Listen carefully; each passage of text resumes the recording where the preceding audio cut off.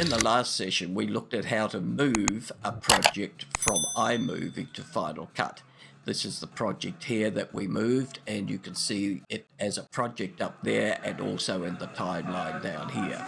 One of the issues is that the actual raw footage does not get transferred. You could select all of the clips and you could make a compound clip out of that, but that still will not have any extra footage that did not come over in the transfer. So the process here is to go back, let's go back to iMovie and have a look. These are the clips there. Now we can't physically take them from here, but what we can do is to go to the Finder on the computer, and you want to go to your users folder. Now the easiest way to get there is to simply access the computer, and you can see this is the main hard disk.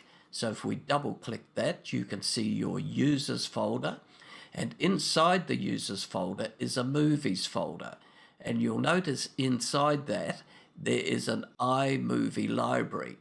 And this is orange and blue, so don't take account of this one here. It's the actual orange and blue library that you want to open. So it's called iMovie Library.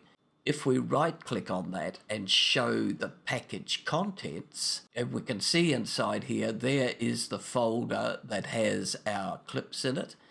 And we can check that by having a look inside, and we can see the original media. And if you want to, you can just check what's in that clip by pressing the space bar, and that will show you the clip. So these are the clips that are in the iMovies folder.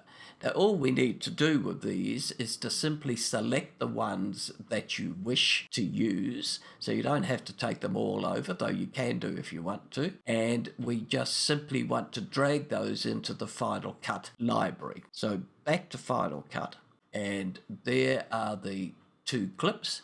If we drag those over now and put them in our project, and you can see that it's saying there are two clips going in there. And those are the two clips. Now, we can access those from the timeline. Let's click on, here's one of the clips here, and this is an edited version. So if we right click on that and reveal in browser, then you can see the yellow outline showing the amount of footage that's actually used in this clip, allowing you to make use of the extra unused footage in the project. Thank you for watching. Please like and subscribe, pressing the bell so you'll be notified of further videos.